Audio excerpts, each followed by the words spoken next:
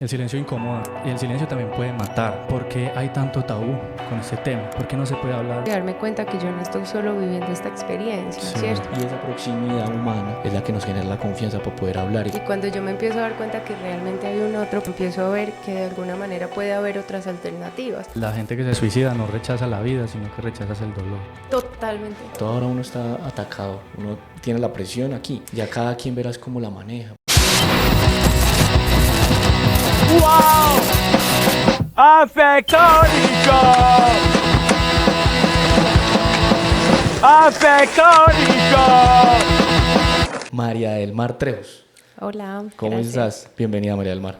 Muchas gracias a ustedes por la invitación. Dándole pues como un poquito de contexto a todos ustedes para que sepan, María del Mar es psicóloga, tiene una maestría con énfasis clínico y todo el tema de la interacción logoterapéutica y con énfasis también en análisis de existencial. Análisis ¿Sí? existencial. Ok, entonces pues bienvenida, cuéntanos un poco de ti. Hola, muchas gracias realmente por abrir este espacio, que se pueda construir diálogos que también aporten socialmente. Por mí encantada también todo lo que pueda compartir a la comunidad y que pueda ayudar. Bienvenido sea. Para que chamba. Sí, qué Bienvenida, ¿no? Gracias. No, pues lo que tú decías, trabajo desde la terapia ya hace como 7 añitos, trabajo adolescencias, adultez, tengo pues mi espacio con mi socia Manuela, que se llama Marma Psicología, y desde allí trabajamos aspecto clínico, social, y pues es mucho más amplio este proyecto que ahí va creciendo también. Vale, súper. Qué bonito. Vale, para nosotros este tema de pronto puede tocar fibras, ¿cierto? Porque es un tema, digamos, que de pronto no directamente, pero nos ha tocado a cada uno de nosotros. Por lo menos nosotros conocemos a un amigo que vivió un acto como este, que es, bueno, vamos a hablar del suicidio como tal. El silencio incomoda, ¿no? Total. Y el silencio también puede matar, de cierta forma. En nuestra sociedad no se habla mucho de este acto, ¿cierto?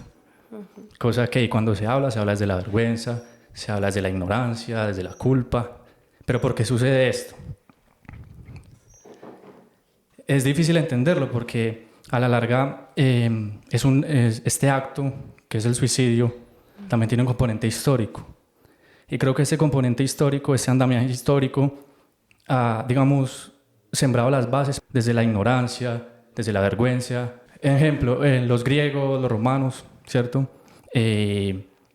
Cuando cometían un acto, eso se consideraba como un acto impío porque iba en contra del Estado, iba en contra de los dioses.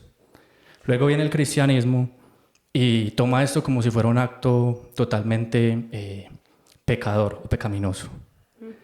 En España, en 1983, la gente que cometía este acto no se enterraban en los cementerios. Entonces, ¿por qué hay tanto tabú con este tema? ¿Por qué no se puede hablar?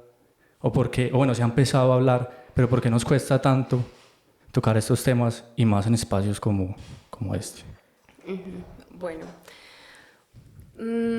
coincido contigo también lo que me decías. Realmente ahora último se empieza a hablar un poco más del tema, como que poco a poco le vamos perdiendo el miedo a hablar, pero como tú decías, empieza mucho también la parte cristiana a hacer énfasis aquí, casi que satanizarlo y pensar que es algo que claramente pues no somos merecedores del cielo. Entonces empezamos a construir unas narrativas realmente muy de enjuiciar al otro, ¿cierto? Sí. También pienso que es un poco el miedo a enfrentar la realidad y a hacerme responsable, ¿no? Porque como cuando yo me entero que esta persona está teniendo esto, también me responsabiliza a mí. ¿Yo qué voy a hacer? ¿Qué hago con esto? Que pues es algo que yo no me puedo quedar callado, por favor. Empecemos desde ahí cuando yo me entero que otra persona está empezando a pensar en suicidio y pues me lo está diciendo, el secreto no se guarda, prima la vida. Claro, nosotros tendemos a minimizar ese tipo de situaciones. Uno dice, hey, ¿qué te pasa, weón? Como que estás aburrido. Déjala bobada, eso no son penas. A minimizar el sufrimiento. Sí, exacto. es verdad. Entonces también es un poco la responsabilidad que conlleva tener esta información. Casi se piensa como si fuera una bomba, ¿cierto? Esta papa caliente, ¿a quién se la tiro? Claro. Y es todo lo contrario. Si nosotros supiéramos, como decías tú, el silencio mata, todo lo que yo empiezo a ayudar cuando escucho al otro, ¿sí? No lo oigo, cuando lo escucho, cuando mi atención está en el otro, cuando yo sostengo también esa parte emocional y yo empiezo a decir, óyeme, no, qué embarrada que lo estés sintiendo de esa manera, ¿qué puedo hacer yo para ayudarte? ¿Sí?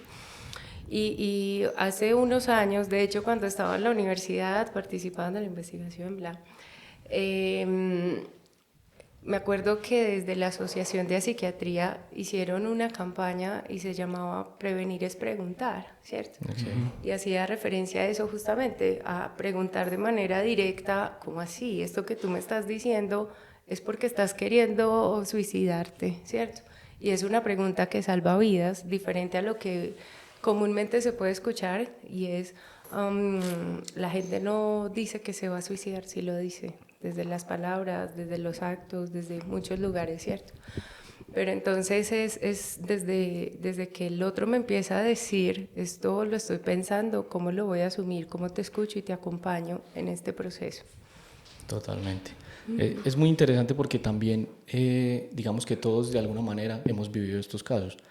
Tengo entendido pues que hay un montón de problemas que surgen aquí en Colombia, digamos. Hay muchas personas, y más digamos nosotros los hombres, que estamos en la tasa de suicidio mucho más alta que ustedes las mujeres. Entonces yo pienso que también es ese tema de la seguridad de exteriorizar y tener ese anillo de confianza con los cuales tú hablas, porque entonces tú no, de pronto tú no pones unas palabras o no te expresas de la manera adecuada, y entonces las personas no entienden realmente tú qué estás diciendo, por eso te cogen de recoche y te dicen, tan marica, se le va a tirar al carro. Y realmente yo lo estaba pensando de verdad y todo el mundo como que este marica tan chistoso. Sí. Entonces también es ese problema que tenemos de comunicación entre nosotros mismos. Si uno tiene problemas de comunicación con la familia, desde la casa, con la mamá, con el papá, con los hermanos. Tiene un problema de comunicación con los amigos, que a veces ni se entiende. Con eso es muy común lo que dice Aleos en los hombres, ¿no? Sí, claro, y es que de hecho todavía se sigue sosteniendo mucho, es decir, todavía se escuchan muchas crianzas en donde el hombre es una niña si está llorando, el hombre es prohibido y satanizado que exprese emociones, pero luego la pareja le dice, ¿y tú por qué eres tan frío? ¿Cierto? Sí, totalmente. Y claramente también viene desde casa, todo ese proceso de formación que nosotros vamos teniendo y cómo nos validan o nos invalidan ese sentir, ¿cierto? Sí. Entonces, afortunadamente, como decía, esto va cambiando a paso lento, pero va cambiando, ¿cierto? Sí. Pero sí, realmente el poder expresar, el silencio es una implosión, tal vez más silenciosa, pero igual de peligrosa. De acuerdo. Bueno, ahí entrando, digamos, en el tema. Entonces, por ejemplo, la familia. Hablemos un poco de la familia, que yo creo que es un pilar de este tema del suicidio.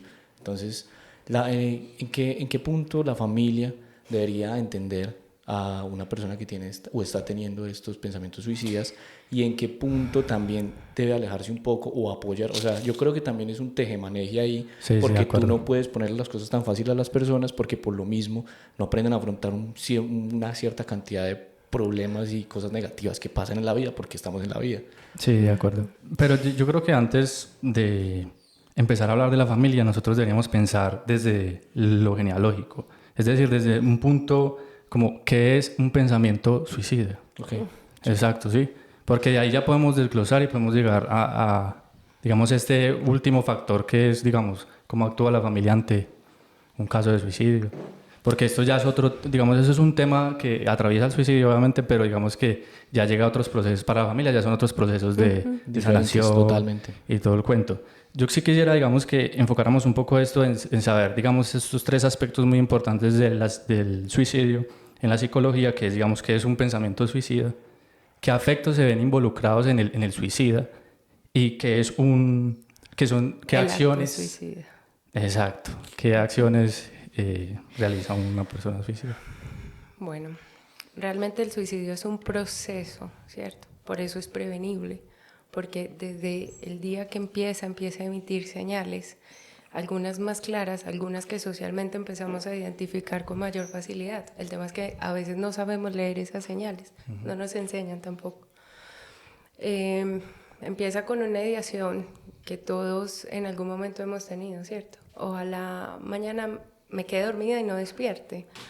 Ojalá amanezca en 30 años cuando todo esto haya pasado, ¿cierto? Luego pasa algo, o sea, yo me quiero morir, pero es una causa externa. Ojalá me espiche un carro, me llegue una enfermedad, tiemble, ocurra un terremoto, o sea, todo lo que tú te imagines, pero que no voy a ser yo, ¿cierto? Entonces, hay una ideación suicida, digamos, lo más pasiva. Todavía yo no estoy en posición de decir, yo voy a acabar con mi vida. Luego pasa ya una ideación más activa y es, o sea, yo me quiero morir, ¿cierto? Y si no me llega nada, entonces lo hago yo. Y empieza todo el tema de la contemplación. ¿Cómo lo hago? ¿En qué momento? ¿Qué necesito? Los actos preparatorios. ¿Qué tengo que dejar listo? Pero empiezan los impedimentos en un tire de afloje, ¿cierto? Pero entonces, ¿qué va a pasar con mi perrita? No, y mi mamá. No, imagínate la culpa tan impresionante que le va a quedar. Lo que tú dices pasa mucho. Es que no voy a entrar al cielo. Dios no me lo va a perdonar. ¿Cierto? Sí. Todavía se escucha mucho. Una moral que tenemos ahí arrastrada del cristianismo. Sí, claro. Total. Pero pues digamos que en este caso nos funciona, nos da tiempo, ganamos tiempo para poder empezar a leer esas señales del otro, ¿cierto? Las dichosas conductas autolesivas. Hay algo y es el umbral de dolor, también para yo decir, me voy a suicidar, pues como dicen muchos, yo no sería capaz, ¿cierto? Resulta que estas personas llevan en un sufrimiento emocional tan arduo, tan extenso o tan intenso, que empieza a explorar diferentes estrategias para sobrellevar ese malestar emocional y ahí aparecen las conductas autolesivas no suicidas, ¿cierto? Entonces la persona va pasando ese umbral de dolor, pasando, estructurando cada vez más, porque estos son pensamientos intrusivos, de la nada llegan, pero en una fase inicial yo los puedo pilotear, ¿cierto? Claro. Yo fácil los puedo sacar y sale de ahí y sigo. A medida que esto se va consolidando, pues se va haciendo mucho más difícil dejar de pensarlo y se hace más intrusivo, más frecuente, más intenso, hasta que realmente aparece algo que nosotros llamamos la visión de túnel. Esto solo se va a acabar, este dolor, cuando yo me quite la vida. Incluso ya los impedimentos dejan de estar, ¿cierto? Sí. Entonces empiezo a ir sesgando, empieza la intención y ahí aparece algo que ya es, empiezo a tener el intento y llegó alguien, ¿cierto? Interrumpió. O soy yo, ya lo voy a hacer, mi intención es morir. Y dije, no, yo que estoy pensando y me voy, ¿cierto? Pero eso sigue ahí. Cancele. Y sigue. Y sigue hasta que tengan el intento y finalmente pues ocurre. Entonces, como puedes ver, es bien amplio. Por eso llamamos también el fenómeno, porque es que se presenta de tantas maneras, hay tantos factores multicausales, que esto es algo que, por favor, afortunadamente esto también ha ido cambiando en el tiempo y era estos periódicos amarillistas, se suicidó porque lo dejó la novia, porque perdió el año. No, por favor, no. Reduciendo esto todo. Es total, es un fenómeno multicausal, hay muchas cosas que van surgiendo, como tú decías, fallan estrategias de afrontamiento, no las reconozco o no las tengo porque desde mi crianza no las pude desarrollar, mi tolerancia a la frustración tal vez no es tan alta, ¿cierto? Y ligado en un contexto donde pues eso, no tengo otras estrategias y pues si soy hombre menos, porque ¿cómo las busco? ¿Cómo de alguna manera empiezo yo a hablar de esto que yo estoy sintiendo cuando me van a señalar, cuando me van a juzgar, cuando me van a ridiculizar? Entonces, no, pues mejor sigo viviendo todo este calvario por dentro. Entonces la ideación, lo pienso, va desde ideas pasivas de muerte donde yo no lo haría, ideas activas donde yo ya lo haría. Empieza conductas suicidas desde las conductas autolesivas, luego el intento y finalmente el suicidio. Imagínate todo lo que tiene que ocurrir. Sí, tiene un tiempo, o sea, digamos que se podría asaltar, se podría prevenir. Se podría prevenir de cierta manera porque hay un tiempo supremamente... Son varios procesos que tiene que pasar la persona. Entonces el tema es en qué momento lo identificamos y cómo cada quien se identifica a uno mismo para saber si de verdad está empezando a tener una depresión o una tendencia o ciertos actos. O a gestar esta misma a gestar ideas que bueno, están, digamos, retomando un poco lo que tú decías ahorita de que uno a veces como que se engaña a uno mismo. digo yo. Uno mismo se engaña y empieza a vivir una vida que ni siquiera es de uno. Entonces empieza a sentir un vacío. Empieza a sentir un vacío, no empieza a verle sentido a las cosas, se encarreta en su trabajo, se automatiza y ya no ve nada más. Tiene una pareja y es la obsesión y empiezan a perder un montón de sentido el resto de cosas de la vida que te dan color, que te dan vida, que te dan sensaciones y vibraciones. Y entonces ahí uno mismo se autoengaña y dice, pero nada, yo sigo en el automático, o sea, ¿qué nos vamos a poner a parar aquí si necesitamos es producir o necesitamos...? Sí, entonces también uno tiene como esa maña, por así decirlo, de no autorresolverse, sino solamente autocriticarse y ponerse presión. Sí, Eso pasa mucho. Totalmente de acuerdo, y eso es insostenible en el tiempo. Ese piloto automático te pasa factura. Si no es el cuerpo, si no es una situación límite que llega de la vida, un llamado de la existencia, por decirlo de alguna manera, pero va a ser insostenible y en algún punto me va a llevar sí o sí a enfrentar esto que tú me estás diciendo, y es la crisis existencial o el vacío existencial. Justamente esa crisis existencial también que llega a los 30. Sí. Algunos decidimos darle otro rumbo y me invita a hacer algo, ¿cierto? Sí, es cierto. Otros no la encuentran, seguimos en esa búsqueda. Y cómo afecta cuando yo pierdo tal vez el propósito, ¿cierto? Por eso nosotros hablamos desde dos lugares, tal vez desde la logoterapia justamente. Y es, una cosa es mi sentido de la vida, que es ese propósito hacia donde yo voy y me siento llamado a ser, pero también mi sentido en la vida, y es desde la cotidianidad, todos los vínculos que yo empiezo a tener, pero también estas actividades que cobran sentido y que me llevan o me siguen motivando. Y eso es una de las señales de alarma, cuando yo empiezo a desligarme también de, oye, a mí me gustaba patinar y dejo de patinar, ¿cierto? Tenía mi pareja y terminé con mi pareja y era una fuente o un pilar. Claro. Por eso debemos generar varios pilares, no solo mi pareja, ¿cierto? La pareja, los amigos, la familia, mi trabajo, los hobbies. Entonces, son diferentes sostenes que cuando suelta una patica de la red de apoyo, está el resto que sostiene. Sostiene, claro. Claro. Exacto. Eso me hace pensar mucho en lo que decía un psicólogo, era que la gente que se suicida no rechaza la vida, sino que rechazas el dolor. Totalmente. ¿Cierto? ¿Y por qué me hace pensar eso? Porque Alejo habla como de uno, de ese sentimiento de alienación de uno hacer y hacer por hacer, pero como olvidarse del resto, como esas ganas de no hacerse cargo de uno, es eso, es como que uno no quiere enfrentar eso que le duele, que todos tenemos al fin de cuentas. Yo quería citar como algo que leí en estos días y que decía, era muy, muy bonito, y decía, hay un punto en el que el vacío se hace elocuente, en el que la cadena de los gestos cotidianos se rompe, en el que el corazón busca en vano el eslabón que la reanuda. Eso está muy áspero. O sea, es muy poético y muy lindo, muy romántico, sí. pero es muy profundo, porque se pierde la elocuencia de todo el vacío que tiene uno ahí y se va volviendo algo normal. Ya no es algo que pasa a veces, sino como tú decías, cada vez más, y se vuelve algo de la vida. Y la importancia de permitirnos experimentar esa angustia, ¿cierto? Porque es algo a lo que nosotros como seres humanos no le podemos hacer el quite. Sí o sí va a llegar en algún momento a cuestionarme, así voy, pero así quiero ir, ¿cierto? Ese mismo sentido de vida va cambiando, a los 20, los 40, 60 años no va a ser igual, ¿cierto? Entonces, obviamente va a llegar ese momento de angustia, y esa búsqueda de sentido también empieza desde ahí, desde poder escuchar esa angustia y decir qué me está queriendo decir. Pero si yo prendo el piloto automático, pues esto crece como una bola de nieve hasta que estalla. Y sí o sí la voy a tener que enfrentar. Entonces, pues me puedo evitar sufrimiento si la escucho desde el inicio. De acuerdo. Claro. Una voz más pequeñita, más fácil de detener. Totalmente. Ya para una bola de 2 pisos. Totalmente. Pues, no hay manera. Totalmente. Y la emoción es diferente y puedo hablarlo, y todavía hay más racionalidad. Entre más emociones, entre más embotado estoy por la emoción, pues pierdo racionalidad. De acuerdo. Bueno, yo quisiera saber también cuál es el perfil de un suicida más.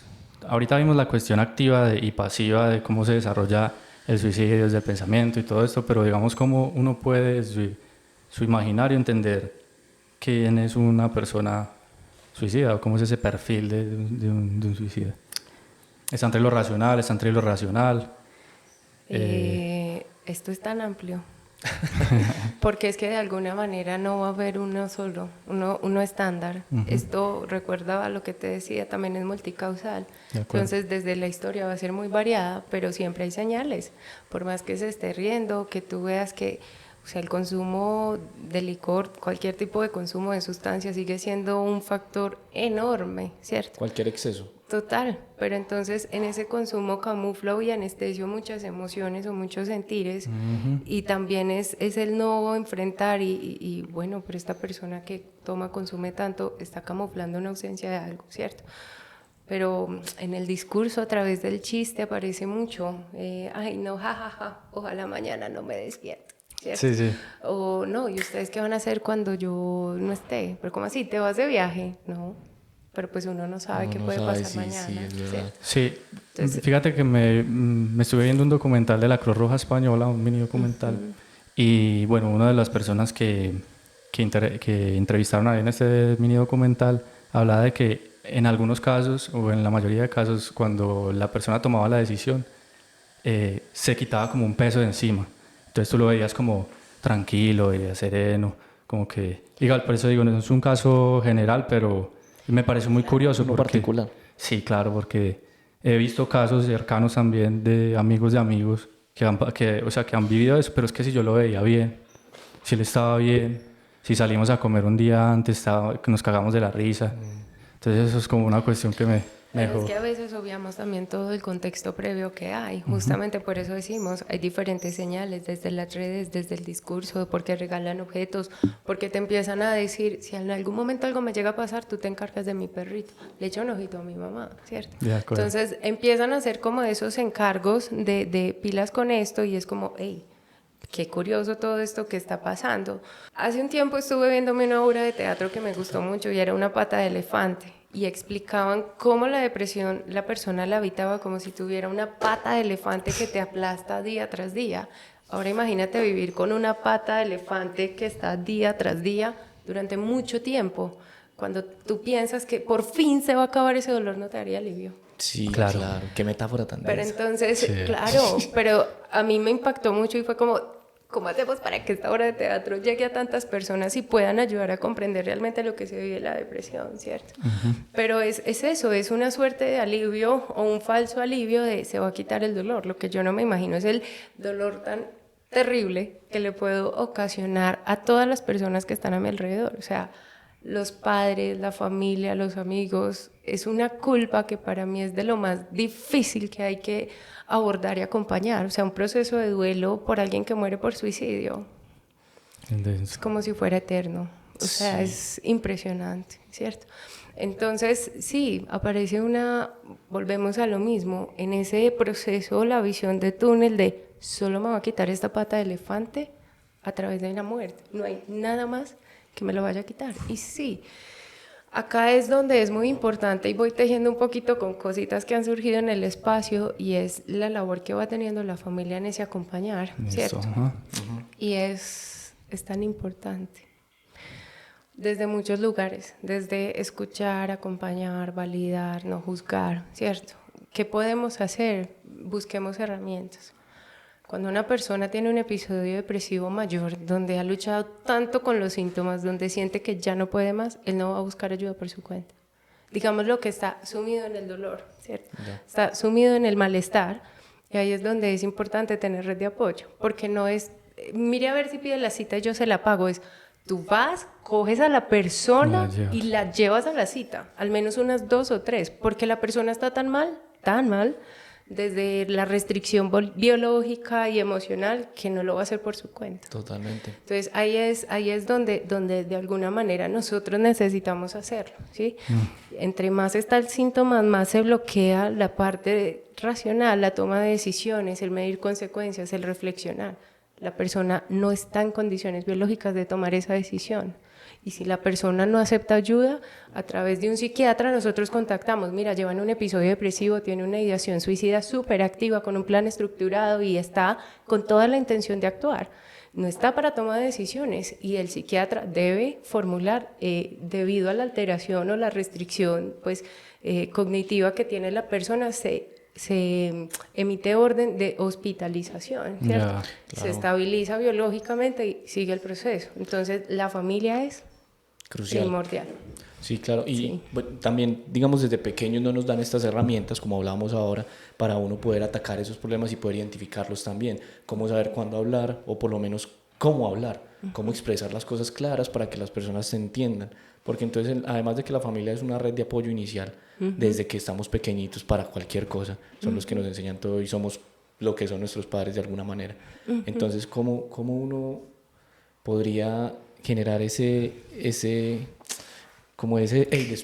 despierten los que están alrededor? ¿Cómo hace para que despierten? Porque a veces alguien externo se da cuenta y le dice a las personas y ellos siguen minimizando porque también lo ven desde el amor. Dicen, no, ¿cómo se te ocurre? No, él está bien, él está trabajando, él desde tiene el salud. dolor. Exacto, porque también es una negación. Sí, Al mismo verdad. tiempo hay negación en el alrededor, en la familia, por el mismo amor que se siente. Mira, a veces lo que se hace es hacerle la encerrona, que pasa un poco también cuando hay un tema de consumo tan fuerte. La persona no ve la problemática o con los padres nos unimos como núcleo familiar y decirte, hey, esto está pasando y va a pasar esto, y date cuenta de esto, ¿cierto? Entonces, digamos que es una estrategia que también se utiliza cuando ya como que no sabemos, ya hemos hablado, tú por aparte, yo por aparte, le dijo la psicóloga, le dijo tal, pero no se ha hecho nada, entonces hacemos como la encerrona desde el contexto y es, ¿en serio nos preocupa esta problemática y tenemos que hacer algo al respecto? ¿Sí? Pero volvemos a lo mismo, es que es muy doloroso enfrentar que pues esta persona quiere morir, pero también la responsabilidad que eso implica de tratamiento, Claro. de acompañamiento, de que no es de la noche a la mañana. O sea, es Obvio, un proceso que se fue formando con el tiempo Sí, y sí. pretender que esto va a cambiar en una sesión, en 2 sesiones, en una semana, no, esto requiere tiempo. Claro, ¿cierto? también es un proceso para deconstruir toda esa idea que tiene la Empezando, persona. totalmente, empezando que tú empiezas el medicamento y generalmente los medicamentos en actuar como uno esperaría que, este ya fue el efecto de este medicamento, dura hasta 3 semanas. No quiere decir que entonces no sienta alivio. Claro. ¿cierto? Va sintiendo alivio después del 3er y 5.º día, pero pues de alguna manera, solo con decir eso, empezar a que el medicamento se acentúe en el organismo y diga, así es el efecto, dura 3 semanas. Claro, y desde tu experiencia, ¿qué enfoque terapéutico, digamos, que te ha servido más en tu labor como psicóloga? ¿O qué recomiendas tú como para eso? Igual, entendiendo que no hay salud genérica, pero... Exacto. El modelo de intervención, hay tantos, es tan variado, depende de lo que tú busques, como tu forma de ser, de lo que tú necesitas también. Ninguno es bueno, ninguno es malo. Bueno, desde que sea certificado, por favor, nada de estas terapias que realmente no son terapias, ¿cierto? Pero, Pura terapia de choque. pero, A ver si reacciona. pero realmente viene siendo más a nosotros en la universidad no nos forman para acompañar procesos de suicidio. Es una formación aparte, Ok. ¿cierto? Entonces, no importa el modelo, pero sí que la persona realmente tenga conocimiento en el tema, porque tristemente también hay muchos psicólogos que uno dice, yo no puedo creer que tú desde esta profesión estés pensando así. O sea, Sí, no puedo claro. creer que tú mismo sigas contribuyendo y fortaleciendo tantos mitos que existen sobre el suicidio, ¿cierto? Horror, sí. Entonces, no se trata de que una terapia en especial sea la que es, sino que esa persona tenga el compromiso consigo mismo y con el otro en me voy a capacitar para atender este tipo de población. Súper. Que en el departamento, pues, realmente vamos hace muchos años como en tercer lugar, segundo lugar, segundo lugar. Ya, A ahí nivel viene- nacional. Ahí viene también inclusive pues esa otra parte importante y es con quién estás teniendo terapia. Porque no con todas las personas vas a tener la misma conexión, no vas a poder abrirte de la acuerdo. misma manera y esa otra persona no va a ser tan empática como digamos podría ser otra. Entonces también es un juego porque tú no puedes esperar de que vayas al primer psicólogo o al primer y encuentres la fórmula para empezar a sanar. Sí, hay Quizás mucho antes tabú te también. empeore. Mucho tabú con el psicólogo, porque hay gente que dice, no, pues todos los psicólogos son malos. A todos los que he ido, Sí, exacto. nunca me han ayudado, nunca me ha servido, yo para qué ir por allá. No se encuentran ahí. Entonces, Sí, de acuerdo. Y Es es una falla. darme la oportunidad de conocer también un poco del tema. Si tengo la posibilidad de conocer un psicólogo, amigo, familia, yo quiero ir a terapia y esta persona, bueno, qué buscas, qué quieres hacer, cómo te sientes cómodo, para poder ir mirando entre las corrientes con quién me siento afín, ¿cierto? Claro. Pero es eso, es darme la oportunidad de entender si con esta persona no fue, pues va a haber otra persona con la que sí. Claro. Eso es verdad.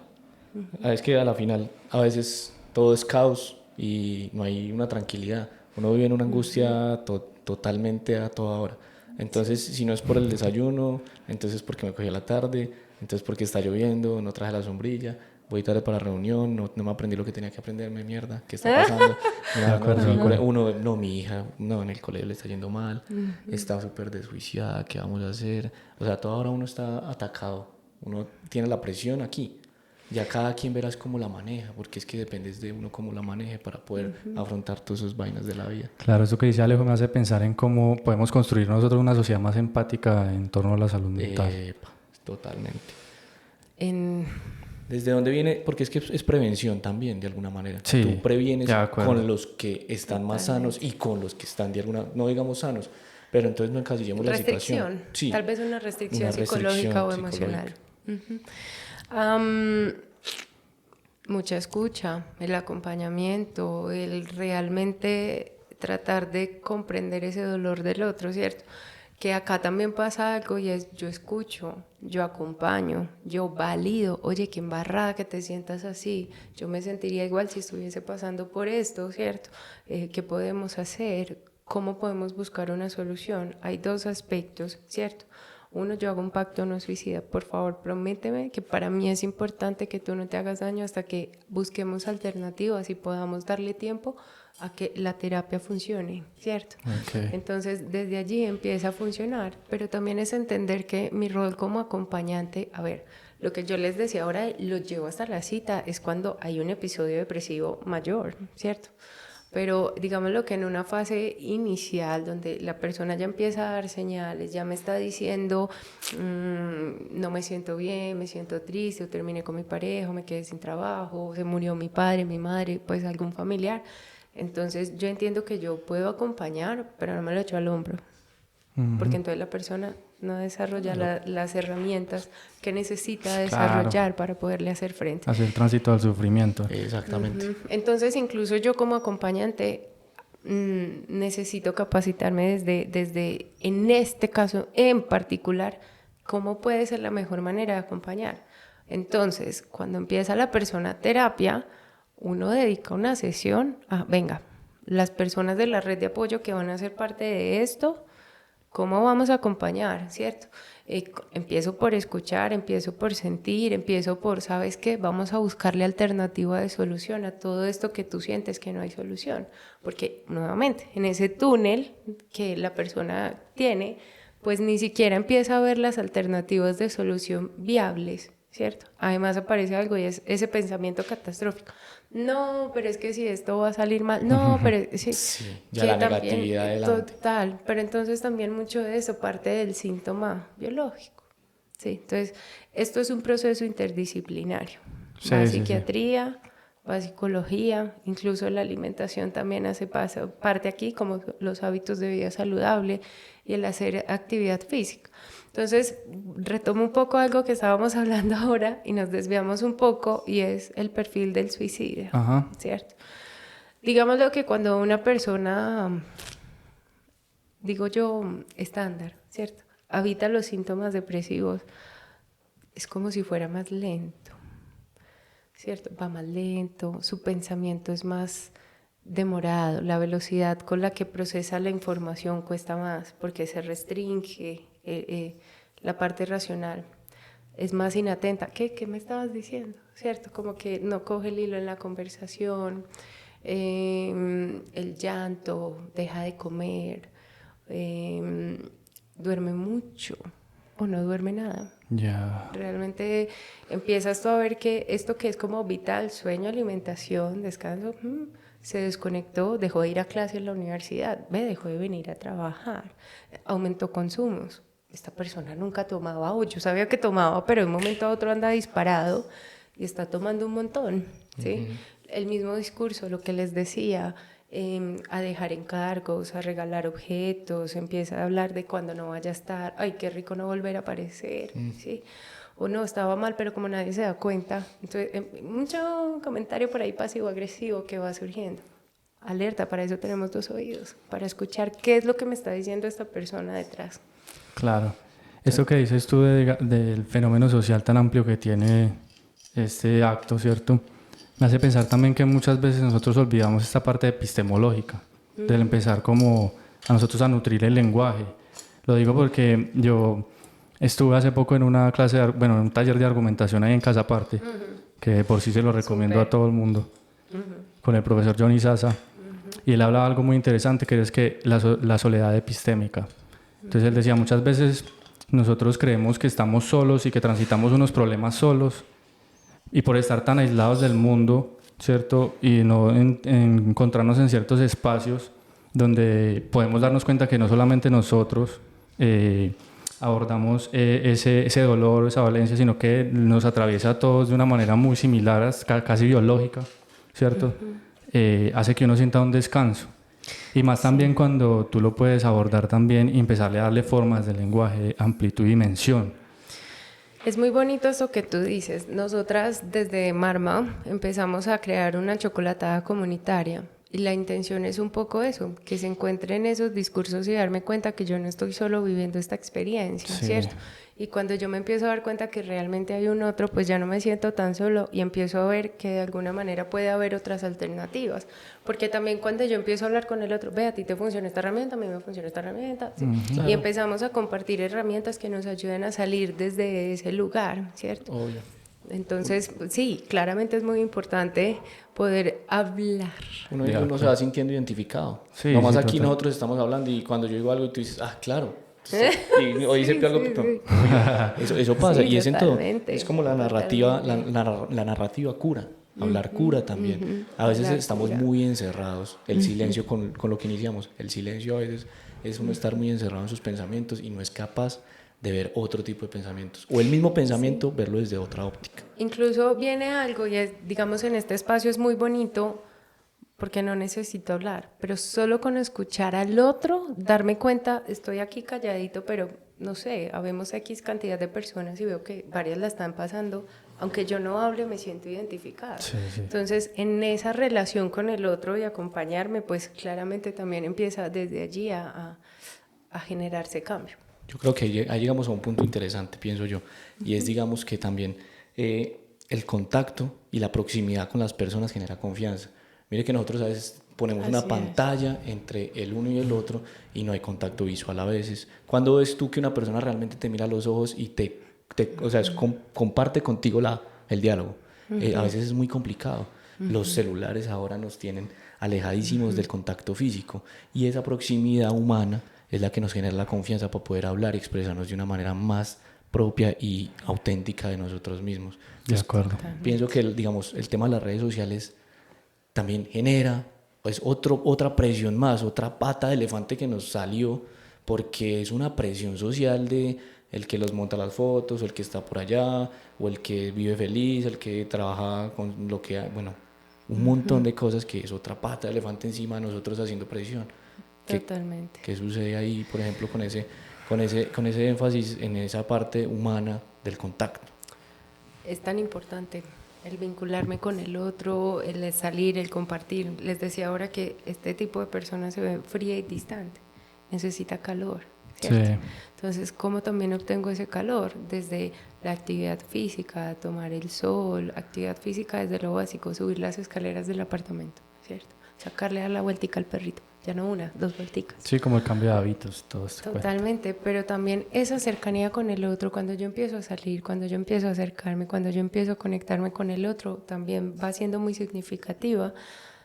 Tristemente el mundo se va desarrollando en la actualidad donde nos vamos aislando más. Ya ni siquiera tengo que salir de la casa para que me vea el médico, para pagar en el cajero, Claro. para el supermercado, y esto me desconecta del mundo, ¿cierto? Sí, esa pérdida de mirada del otro. Siempre lo Esa digo. Sí, es pérdida, una pérdida. total, esa cercanía, ese vínculo que se va trascendiendo, pues influye mucho, ¿sí? Y el tema de las redes, claro, a veces también hay que hacer un poquito de detox de redes y ver también qué contenido estoy consumiendo, que por el contrario aumenta esta problemática o mis dolores, mis heridas y demás. Que tengo que hacerme cargo de mis heridas, claro. Pero también es como si yo siguiera haciéndome así, y no. Sí. Y sin embargo, las redes también tienen un punto a favor, digo yo, o dos, y es, me permite ver más fácil esas señales de alarma. Antes tal vez podía costar un poco más. Ahora el hecho de que yo publique un poco lo que estoy pensando, Sí. de que yo comparta como, ay, vi esta piecita por acá y la dejo, ¿cierto? Me permite ver realmente qué es lo que el otro está pensando, qué es lo que el otro está viviendo.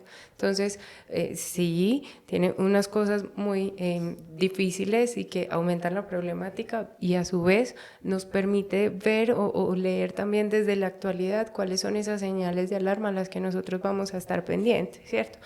Y también una ventaja, que esto pues no es un secreto obviamente, y es, nos ayuda a difundir más fácil la información. Claro, claro. El tema es qué tipo de información yo quiero difundir y quiero Exacto. consumir. Obvio, porque cuando cuando se aleja uno tanto de las personas y ya no hay esa narrativa entre digamos varios, o hay una red, no hay, entonces la gente empieza a publicar. Y entonces ya tú no hablas con tu amigo y marica está aburrido, sino que publica una canción por allá súper triste de Cerati con una palabra así súper... Sí, entonces... Y ahí es donde uno le dice publicó. como, todo bien en casa, necesitas que hablemos, ¿nos tomamos un cafecito o qué? Eso. En Sí. estos días Epa, una epa, compañera del trabajo nos compartía un video que hablaba, nosotros a veces no sabemos expresarnos, entonces hay un nuevo código, vamos a hablar de un nuevo código. Tienes 8 minutos, 8 minutos para hablar de algo que lo está acongojando a uno por dentro.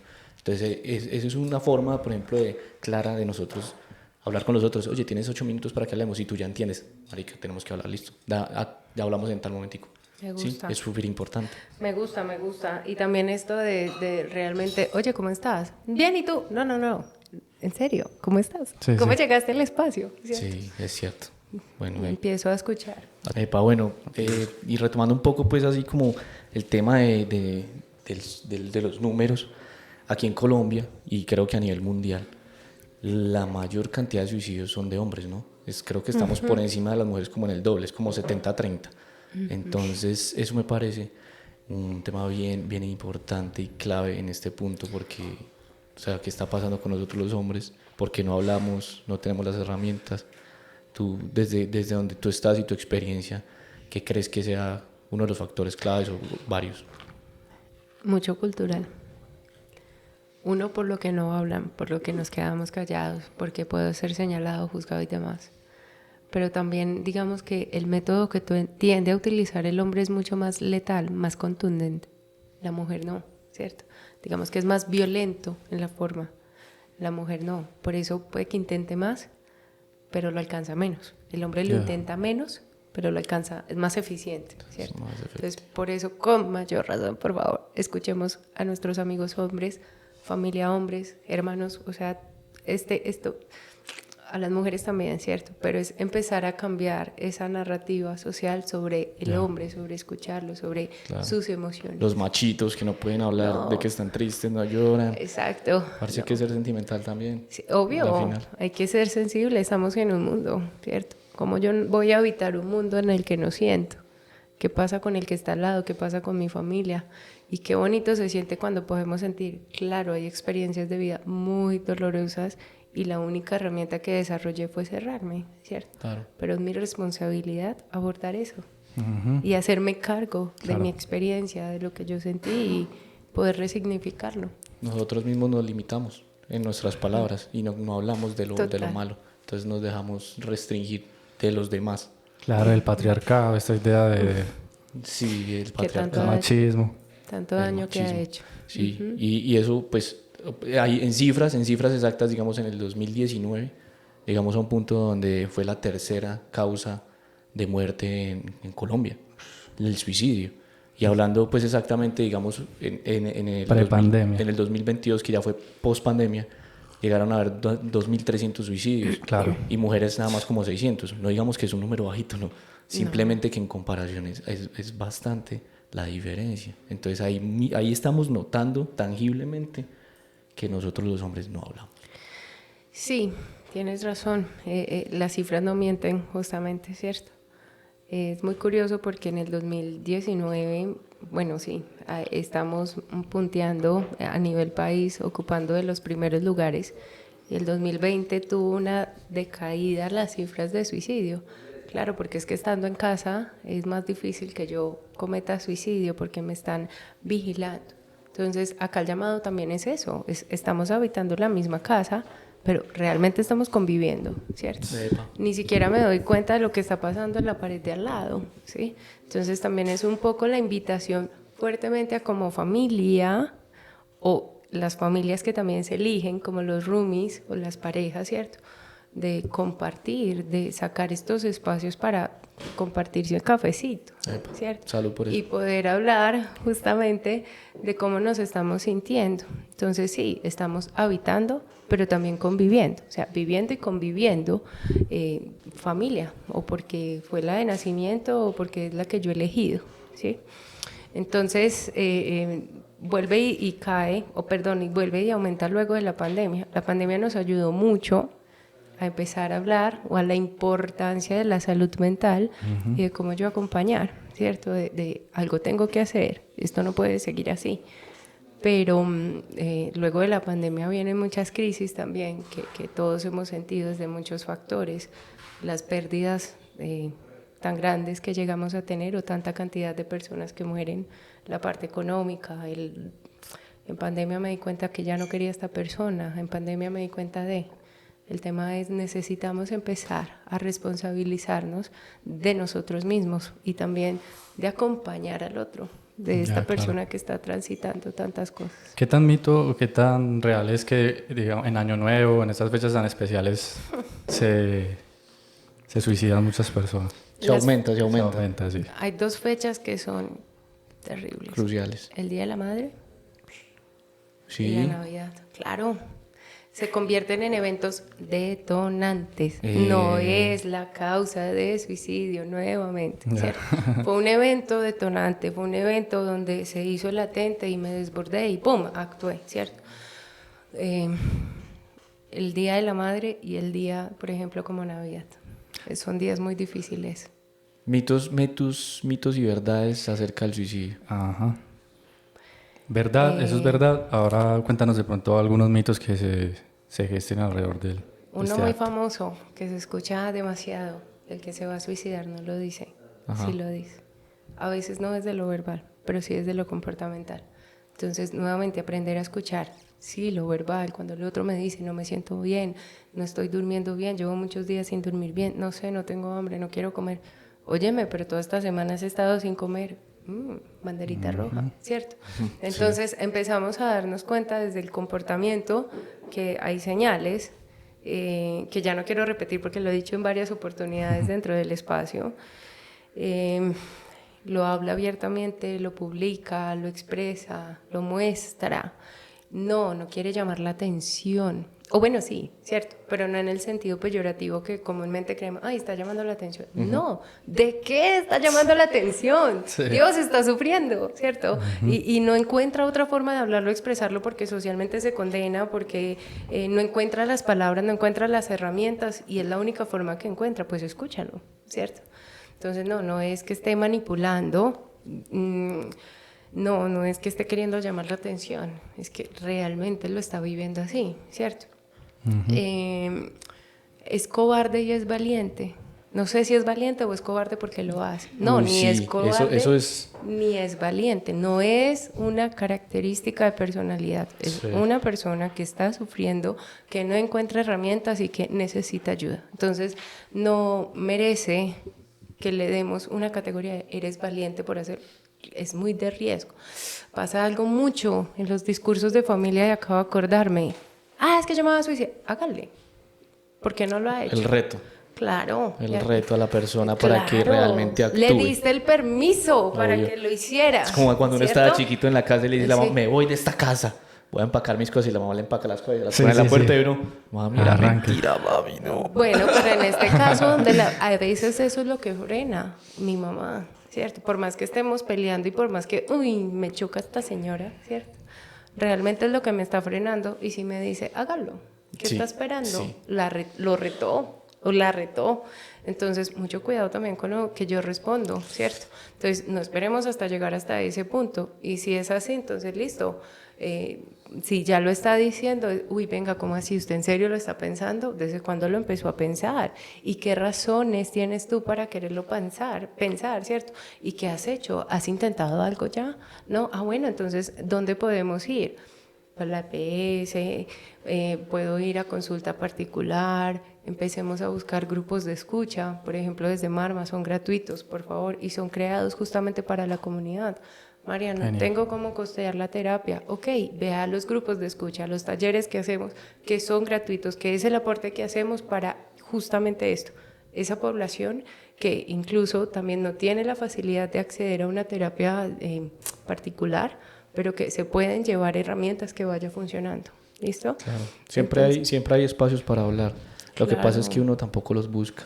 Entonces es la motivación de cada quien para hacerlo o del que está intentando ayudar a la persona que necesita ese empuje, ese empujoncito. Hey, mira, vamos que vamos todos, vamos juntos, vamos a hacerlo. Y retomo algo que tú dices y es también desde las redes sociales, esto ha ido cambiando conforme pasa el tiempo. Nosotras le trabajamos mucho en la prevención de suicidio y en un primer momento que montando talleres buscábamos algo sobre suicidio en redes y demás, no aparecían grupos donde aparecían métodos, bueno, una información bárbara, ¿cierto? Terrible. Afortunadamente hoy cuando tú lo buscas aparece, necesitas ayuda, contáctate a este número. Aparecen como enlaces donde las personas pueden ir haciéndolo, ¿cierto? Y lo mismo desde la responsabilidad que tienen los medios en cómo comunican la información. Claro. ¿Cómo es posible que sigan? Esto ha disminuido también, pero todavía se ve, todavía pasa. Y publican el método con que la persona se fallece. ¿Tú qué crees que le estás diciendo a la persona que está viendo? Le estás dando así un paso funciona. a paso. Sí, Le sí estás dando un funciona. paso a paso. Claro. Entonces, no, eso tiene que cambiar también, ¿cierto? Las formas en que se da la noticia ha cambiado. Esa es pero la tiene que seguir responsabilidad social, cambiando. ¿no? Es la responsabilidad Responsabilidad social, social. pero también la responsabilidad social parte de nosotros, ¿cierto? Sí, es muy triste porque desde las entidades privadas públicas no hay presupuesto, tal vez priorizan otras cosas, ¿cierto? Pero también pasa desde la responsabilidad que yo como ciudadano y persona, porque es que estamos hablando con personas, es un sentir, no es una casa, no es un mueble, es No, alguien un que objeto, siente. sí. Ven, tomando eso un poquito la responsabilidad social aquí en el Quindío, ¿existen redes de apoyo? Es que... Sigue. Nada, que si existen redes de apoyo, se financia, no está muy desfinanciado esto, y si tenemos un número donde podamos Mira, llamar o... Hubo, y se cerró creo que este año. Hugo. Hubo una línea de atención que podía funcionar, ¿cierto? Que funcionaba, eventualmente podía...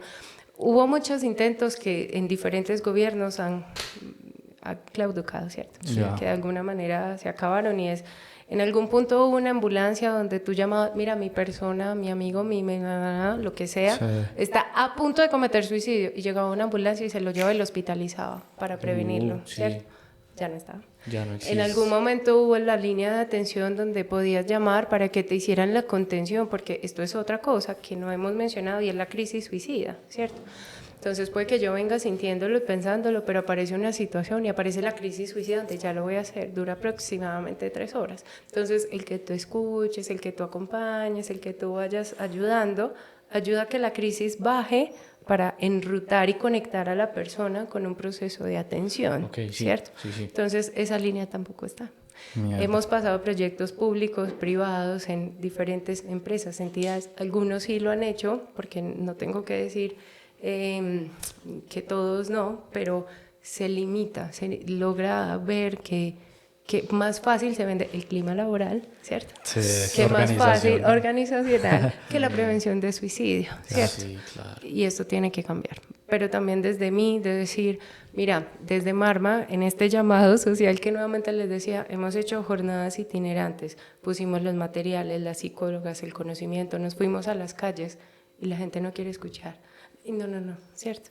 Pero entonces es algo que tiene que cambiar y decir, esto me convoca, esto quiero llevarme herramientas prácticas porque yo no sé si es mi amigo, si es mi mamá, si es mi papá. A si todos es nos mi compete, a todos. Mi compañero de clase, ay, pero yo no me di cuenta.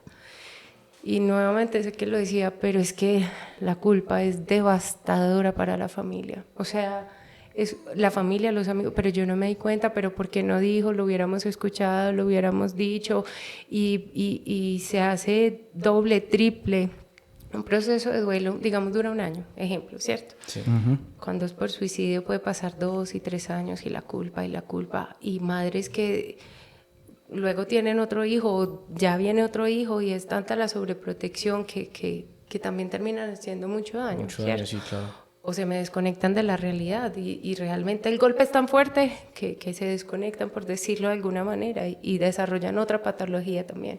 O sea, el daño que se genera, lo que queda, los sobrevivientes de suicidio es abismal. Mi socia, por ejemplo, tuvo la oportunidad desde Marma acompañar un proyecto que se hizo que se llamaba Crónicas de una muerte anunciada. No, espérate, perdón. Se llamaba... Plagio de libro, weón. Sí.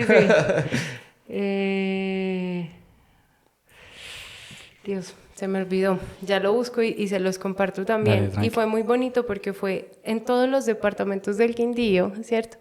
Cómo yo acompaño a esos sobrevivientes de lo que queda, y el nivel impacto emocional que ella tenía, o sea, Brutal. sí, fue muy doloroso y fue muy bonito porque incluso nosotras desde el espacio llegar a hacerle contención a ella de todo lo cargada que venía de Más fuerte. toda esa dinámica familiar de lo que pasaba luego de que alguien fallecía. Y también desde la consulta 1 a 1 con lo que yo me he topado es tan doloroso que yo no realmente no quisiera que ninguno de nosotros pasáramos por ese momento de culpa, y que nuestra familia tampoco. Claro. Que es bastante doloroso. Yo te contaba hace un rato, ¿no? Lo del tema de que, por ejemplo, mi mamá es orientadora y Sí. tiene unas historias de los colegios, de los niños que pasan por unas situaciones súper densas, y uno termina súper cargado. Entonces, por ejemplo, me imagino tu compañera, tu amiga que llegaba súper cargada de un montón de cosas que pasaron en un día con familiares, con la persona, con amigos.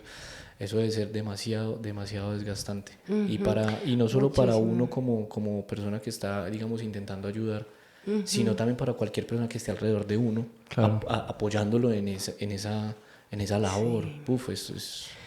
Uno se lo lleva, y digamos que como terapeuta y el cuidado del cuidador, ¿no? Se hace vital, se hace importante. Ir a terapia, también tener los espacios de hobby, también priorizarse, porque digamos en el caso de terapia somos herramientas de cambio, y si la herramienta no está bien afinada, complicada, ¿cierto? Exactamente. Entonces también parte desde el cuidador. Si el cuidador no cuida de sí, no puede cuidar de nadie más. Obvio, Entonces, totalmente. sí o sí, tiene que también tener un proceso de acompañamiento o herramientas que le permitan seguir acompañando.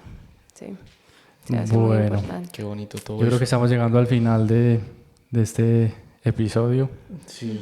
Digamos, como reflexión final, ¿tú cómo englobarías toda esta charla en una pequeña frase? Sí, O bueno, en unas Pequeña, no palabras. sé. sí, unas palabras tal como vez. de esperanza, quizá algo como de cuidado emocional y mental para también las personas Sí, que un nos están llamamiento. escuchando. Muchas cosas, realmente los hábitos de vida saludable sí hacen impacto, desde lo que comemos, desde el ejercicio, desde nuestros hobbies, desde conectar, desde no desconectarnos, funciona, ¿cierto?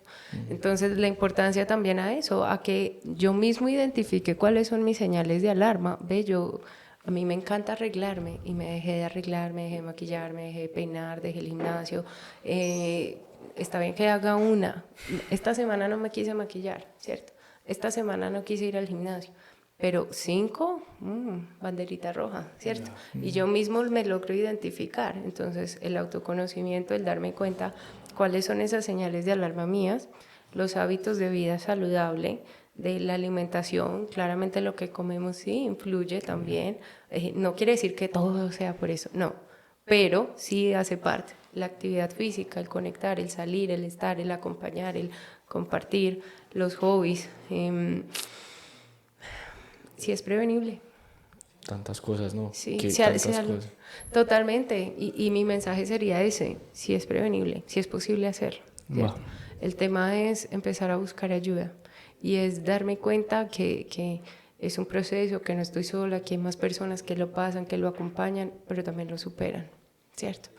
Entonces, es darme cuenta que a veces mi visión de túnel me lleva a pensar que no hay salida, cuando claramente sí lo hay, pero por eso tengo que hablar también, porque no sé cómo hacerlo, pero voy donde alguien que me acompañe y me ayude y me dé herramientas para yo poder hacerlo, ¿cierto? Sí. Entonces, las universidades que tienen psicología, la Humboldt, Antonio Nariño, San Buenaventura, incluso en otras ciudades también, tienen consultorios psicológicos popular a precios como 7.000, 9.000 pesos la consulta, ¿cierto?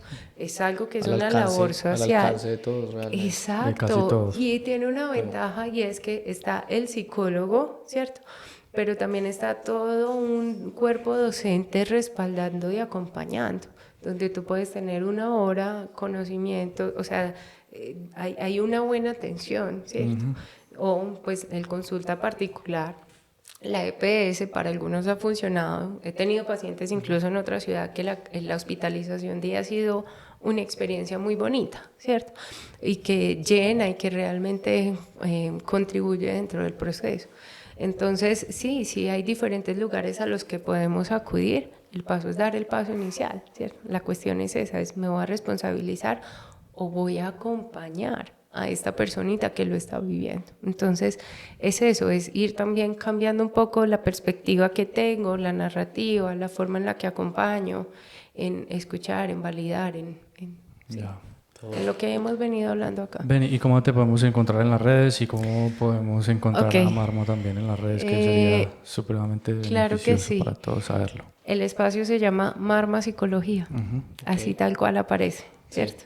@Marma Psicología, ahí estamos, es un loguito de una M como entre hojitas, ¿cierto? Un poco como natural. Súper. Entonces ahí claramente podemos acompañar y ahí estamos publicando todo el tiempo, o sea, la chocolatada la hacemos los miércoles una vez al mes, pero también hacemos los sábados talleres. Digamos que la chocolatada es más terapia comunitaria, un espacio de escucha o de hablar con el otro, y en los talleres nosotras intervenimos un poco más, ¿cierto? Ya es algo más estructurado, donde también nos llevamos diferentes herramientas y aprendemos de otras cosas, también son gratuitos. Entonces, para que por favor lo vean, se enteren, participan, lleven herramientas y, como les decía en algún momento antes de que en la conversación, y era que esto que yo aprendo, que esta herramienta que yo me lleve, sea para que yo la pueda extrapolar en mis contextos, la pueda aplicar en mi trabajo, en mi universidad, en mi pareja, en mis amigos, en los diferentes espacios, y como sociedad pues también poder ir generando esa transformación social. Y compartir ese conocimiento para que los demás tengan la herramienta también.